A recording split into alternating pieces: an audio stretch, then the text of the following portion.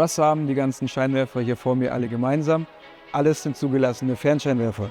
Natürlich nicht gleichzeitig, aber dazu jetzt mehr.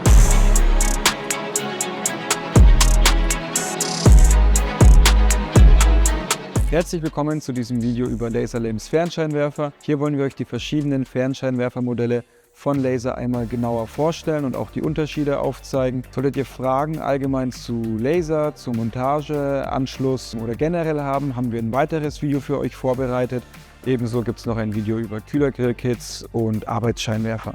Um ein bisschen den Überblick zu behalten, fangen wir erstmal mit den, sage ich mal, rechteckigen klassischen Scheinwerfern an. Hier haben wir zum einen die ST-Serie.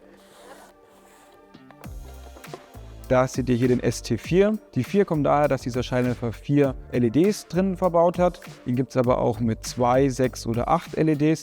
Heißt dann eben ST2, ST6 oder ST8. Grundsätzlich lässt sich über alle Scheinwerfermodelle sagen, je mehr LEDs oder je größer der Scheinwerfer, desto mehr Power hat er im Vergleich zu den anderen aus seiner Serie. Der ST-Scheinwerfer hat links wie rechts die Möglichkeit, mit Schrauben befestigt zu werden.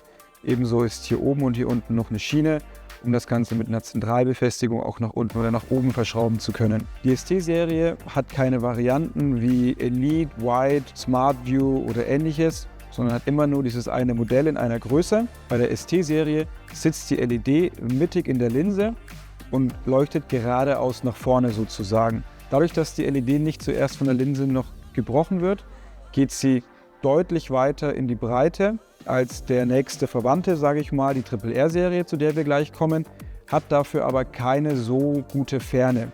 Das heißt, das ist ein Scheinwerfer, wenn man ein ausgewogenes Fernlicht haben möchte, mit eben auch einer guten Breite nach links und rechts und eher Offroad damit unterwegs sein möchte, aber jetzt nicht der perfekte Scheinwerfer für lange Fernstraßen. Den ST gibt es auch noch in breiter als mit 8 LEDs, dazu aber mehr in unseren Lightbar-Videos, da das dann reine Arbeitsscheinwerfer sind, die nicht als Fernscheinwerfer zugelassen sind. Als nächstes wenden wir uns der RRR-Serie zu. Diese ist, ich sage mal, relativ nah verwandt mit der ST-Serie, da sie doch von der Größe von vorne her recht ähnliche Maße hat. Okay, ich packe es mal kurz aus.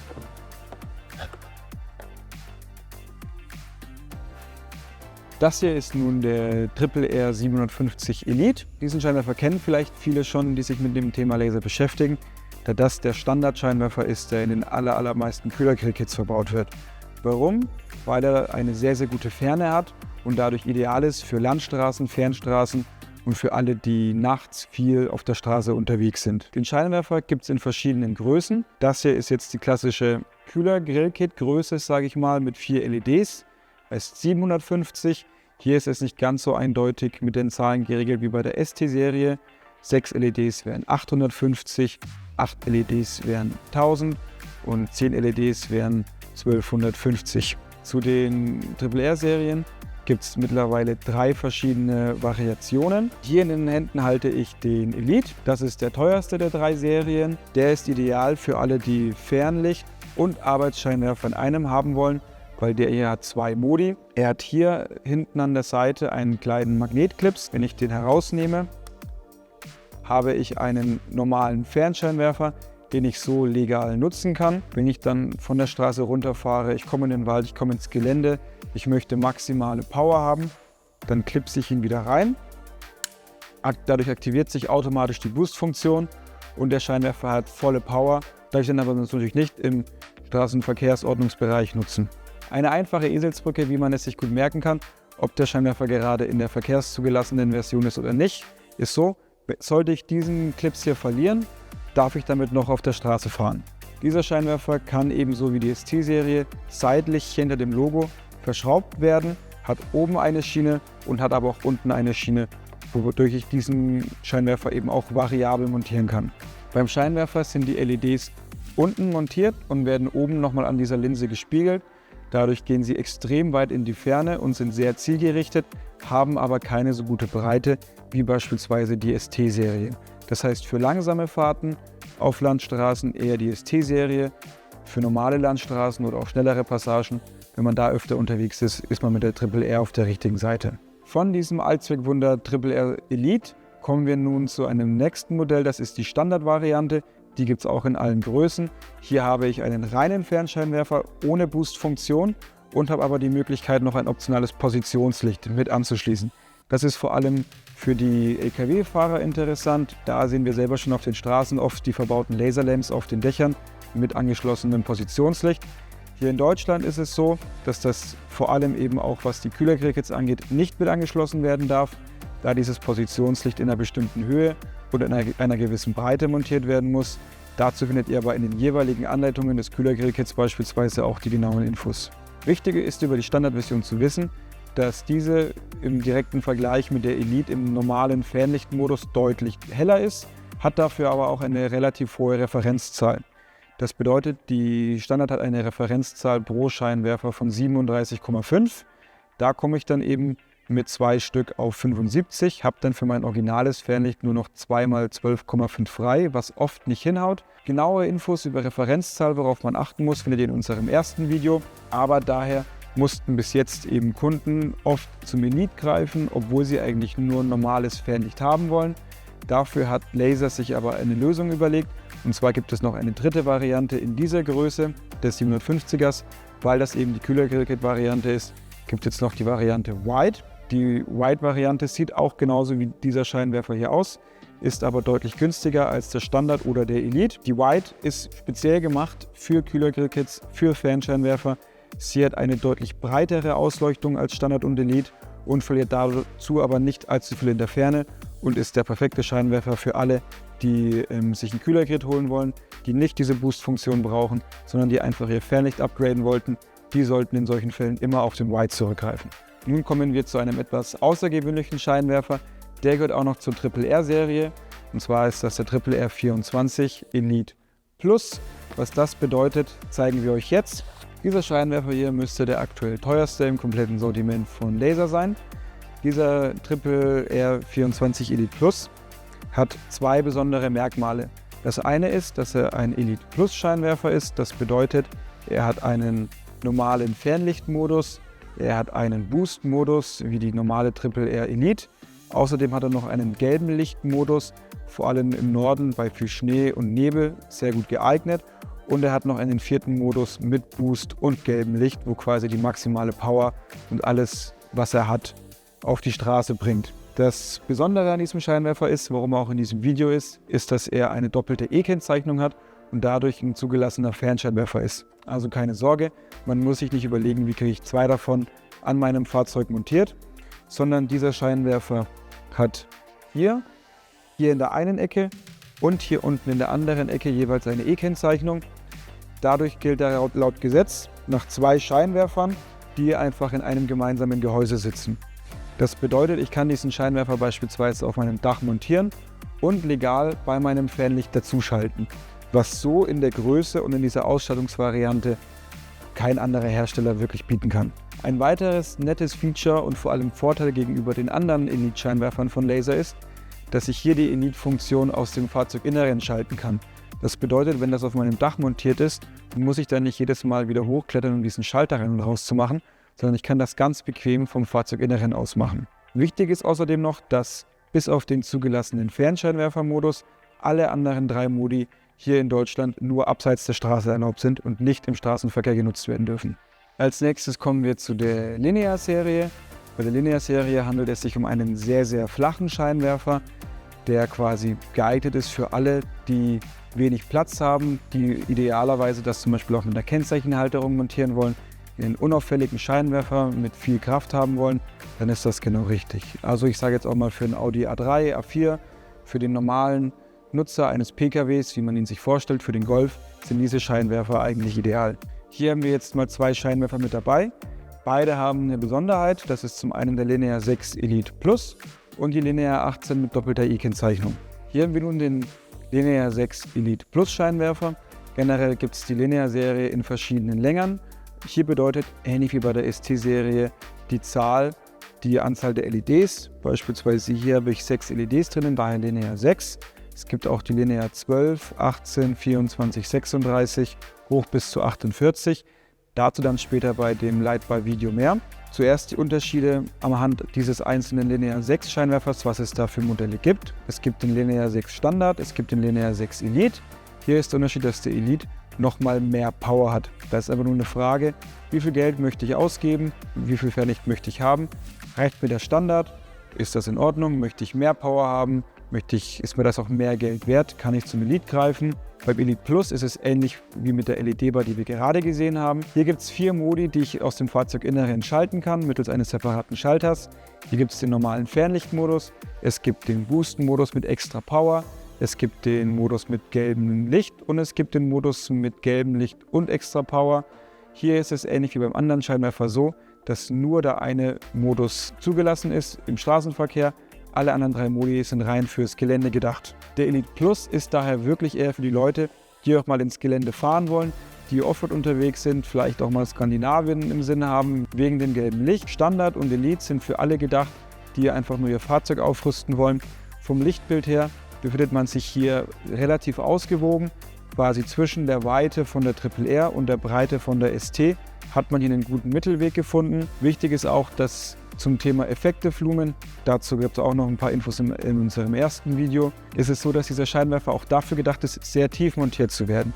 Das bedeutet eben Kennzeichenhalterung oder noch tiefer, flach über den Boden, kann ich diesen Scheinwerfer problemlos montieren und habe trotzdem ein sehr, sehr gutes Lichtergebnis. Zur Montage hat der Scheinwerfer links und rechts jeweils 2 Verschraubungspunkte.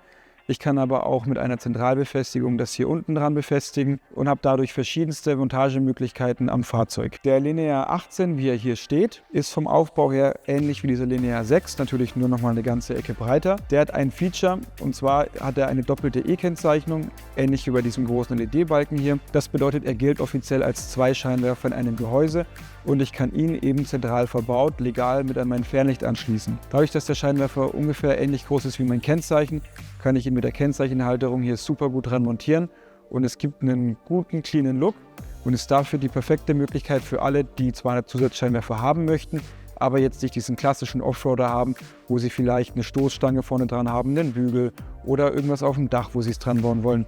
Dafür sind das die perfekten Scheinwerfer. Diese doppelte E-Kennzeichnung gibt es nicht nur beim Linear 18, sondern auch beim Linear 24 sowie beim Linear 36. Linear 36 ist für viele Varianten, vor allem Pickups, auch sehr gut geeignet, um diesen auf dem Dach zu montieren und als Fernscheinwerfer nutzen zu können. Der nächste Scheinwerfer ist einer der neuesten von denen, die wir euch vorstellen werden. Und zwar ist das der Glide-Scheinwerfer. Der Glide ist der erste gekrümmte Scheinwerfer auf dem Markt und im Sortiment von Laser. Kann man hier ganz gut erkennen. Was zeichnet diesen Scheinwerfer aus? Zum einen hat er hier in der Mitte 4 Spot-LEDs, die sehr gerade in die Ferne gehen, während die anderen gekrümmten etwas mehr nach draußen zeigen, wodurch er eine gute Ausleuchtung in die Ferne wie in der Breite herstellen kann. Er ist vor allem für moderne Fahrzeuge gedacht, die ebenfalls eine leichte Krümmung an der Frontstoßstange haben. Außerdem hat der Glide auch eine Double-IMA-Kennzeichnung. Das heißt, auch diesen Scheinwerfer kann ich beispielsweise mittels einer Kennzeichenhalterung an meinem Fahrzeug montieren. Speziell für den Glide gibt es auch nochmal eine extra Kennzeichenhalterung, da das wirklich der prädestinierte Platz dafür ist. Die Glide gibt es als Standard und Elite, nur in dieser einen Größe. Und die Elite hat ähnlich wie bei der RRR-Serie die Möglichkeit, eine zusätzliche Boost-Funktion zu aktivieren. Am nächsten vergleichbar ist dieser Scheinwerfer mit der Linear 18, die wir euch schon vorgestellt haben. Er hat eine etwas breitere Ausleuchtung, dafür aber nicht so viel Ferne wie der Linear 18. Dafür aber muss man diesem Scheinwerfer wirklich zugutehalten, hat er einen komplett anderen neumodischen Look. Plus er ist preislich nochmal eine ganze Ecke attraktiver. Das heißt, für jeden, der sein Fernlicht aufbessern möchte, der auch dieses futuristische gecurved haben möchte, für den ist das der perfekte Scheinwerfer. Nun kommen wir zum Modell R. Dieses Modell ist auch eines der neuesten, ungefähr gleich alt wie der Glide. Bei den R-Modellen handelt es sich vor allem für Lkw-Fahrer passende Scheinwerfer. Diese haben ein relativ markantes Positionslicht, ähnlich wie man es hier auf dem Bild erkennen kann. Sitzt dieses hier unten und hier oben durchgängig, wodurch dann dieser R schon aus der Ferne erkennbar ist. Ein weiterer Faktor, vor allem für das skandinavische Land oder auch generell Norddeutschland, ist die Krümmung am Scheinwerfer. Ähnlich auch schon wie beim Glide, hat dieser hier hinten dran eine Krümmung nach hinten, wodurch der Scheinwerfer montiert, dass Eis und Schnee nach hinten im Fahrtwind abgeht und er nicht wie andere Hersteller hier nur mit Wärme arbeiten muss, sondern auch wirklich dadurch Schnee und Eis vom Scheinwerfer fernhalten kann. Ein weiteres Merkmal, was diesen Scheinwerfer so besonders macht, der auch zeigt, was Laser qualitativ schafft und was sie auch vorhaben, ist dieser eigene Anspruch an das Höchste. Und zwar ist dieses Glas hier am Scheinwerfer ist ein Kunststoff und Laser hat in ganz England keinen Lieferanten gefunden, der ihnen dieses Teil so fertigen kann, so präzise, so stabil, so genau, so in der Form, wie sie es sich gewünscht haben. Nach langer Suche haben sie sich dann entschieden, sie machen es einfach selber, haben sich die jeweiligen Maschinen gekauft, haben das Ganze entwickelt und sind nun der einzige Hersteller weltweit, der so ein Glas mit diesen Voraussetzungen überhaupt entwickeln konnte und auch auf den Markt bringen konnte. Der Scheinwerfer sollte möglichst hoch montiert werden an einem Fahrzeug, wo wir wieder beim Thema LKW sind. Er hat vom Winkel her die Möglichkeit, dass er sich relativ sanft sozusagen nach vorne hin absenkt und dadurch ein wirklich schönes, geradliniges und auch breites Sichtfeld schafft. Wer nun sagt, schön und gut die ganzen Scheinwerfer, aber ich habe rundes Fernlicht bei mir dran an meinem Defender oder an irgendeinem anderen Auto, an meinem Jeep. Ich möchte auch runde Zusatzscheinwerfer haben. An die hat Laser natürlich auch gedacht. Und zwar gibt es den Sentinel. Die gibt es zum einen in der 7 Zoll Variante und in der großen 9 Zoll Variante. Dass da die Unterschiede zueinander sind und auch in der jeweiligen Größe. Dazu kommen wir jetzt. Hier haben wir einen Sentinel 9 Elite. Der Elite kommt immer im Lieferumfang direkt mit dem schwarzen Cover. Darunter verbirgt sich nun dieser dicke Brummer. In der Elite-Variante ist der Unterschied zu Standard, dass er nochmal mehr LEDs verbaut hat und dadurch sowohl im straßenverkehrszugelassenen Licht wie auch in der hier integrierten Boost-Version im Vergleich zur Standard-Version nochmal etwas mehr Power hat. Aber sowohl Standard wie Elite haben in dieser Serie immer die Boost-Funktion mit integriert. Der Sentinel zeichnet sich dadurch aus, dass er die LEDs rundherum verbaut hat und dadurch eben ein maximales Steuerergebnis liefern kann. Das heißt, der Sentinel ist mit der beste Scheinwerfer sowohl in die Ferne wie auch in die Breite, den es vom Laser und auch auf dem kompletten Markt gibt. Der Scheinwerfer ist daher für alle ideal, die das Maximale rausholen wollen, die auch bis ans gesetzliche Maximum gehen wollen, sage ich mal, was dann auch fernlichtlegal erlaubt ist. Die sind alle hier mit dem Sentinel sehr gut beraten. Man muss jedoch auch immer schauen, wo kann ich ihn montieren. Ich habe hier unten eine Halterung direkt mit dran, wo ich ihn verschrauben kann. Dadurch passt er beispielsweise auf zusätzlich angebaute Stoßstangen. Auch auf Frontbügeln passt er mit der Bügelhalterung. Dazu findet ihr mehr Infos in unserem ersten Video. Er ist jedoch sehr schwer, von daher ist er jetzt nichts für die Kennzeichenhalterung. Auch für eine Montage auf dem Dach sollte man es sich zweimal überlegen, da er relativ groß ist und dadurch sehr windanfällig ist und es zu Windgeräuschen kommen kann. Für solche Lösungen empfehlen wir eher beispielsweise die Linear-Serie, da diese ein flaches aerodynamisches Profil hat. Der Sentinel 7 sieht auf den ersten Blick erstmal gleich aus, ist nur eine ganze Ecke kleiner, ist vor allem dann interessant, wenn ich vielleicht auch ein Fahrzeug habe, was nicht so groß ist wie jetzt ein Pickup, und dann soll der Scheinwerfer eben auch nicht zu massiv da vorne oder da oben drauf dranhängen. Da ist man eben mit dem Sentinel 7 auch gut beraten, die haben aber auch ordentlich Power. Vielen Dank fürs Zuschauen, das war unser Video über die verschiedenen Laserlamps-Modelle zum Thema Fernscheinwerfer. Neben den Fernscheinwerfern bietet Laser noch eine Vielzahl von Arbeitsscheinwerfern an. Dazu findet ihr mehr Infos in dem nächsten Video. Außerdem gibt es nochmal ein separates Video nur zu Kühlergrillkits, was natürlich dann auch zum Thema Fernlicht passt, aber eben nochmal dieses Produkt selbst beleuchtet. Außerdem haben wir noch ein anderes Video, worauf wir euch schon ein paar Mal in diesem Video hingewiesen haben, zu allgemein der Marke Laser, Montage, Anschluss, alles Wichtige, was ist legal, was ist erlaubt. Solltet ihr Fragen haben zum Thema Fernscheinwerfer, schreibt gerne in die Kommentare, ruft uns an, kommt vorbei, schreibt uns eine Mail, wir helfen euch gerne weiter. Und liken und abonnieren nicht vergessen.